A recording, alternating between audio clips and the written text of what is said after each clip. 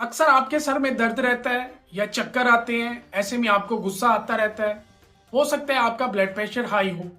याद रखिए, blood pressure जो है ये एक खामोश बीमारी है। ऐसे में इसकी कोई भी खास तरह की अलामत नहीं है, लेकिन अमूमन जो देखी जाती हैं ऐसे पेशेंट्स के अंदर होता है कि सर में दर्द रहता है, चक्कर आते हैं, चिड़चिड़ापन आता है, गुस्सा आता है और तबीयत बेचैन रहती है। मोस्टली ब्लड प्रेशर की अलामत है।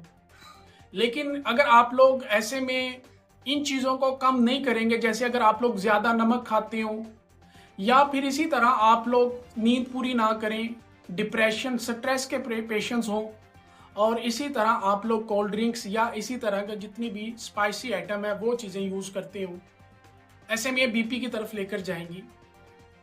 तो आज के बाद अगर आपके पास ऐसी अलामत आए तो आप फ़ौरन अपना बीपी चेकअप करवाएं।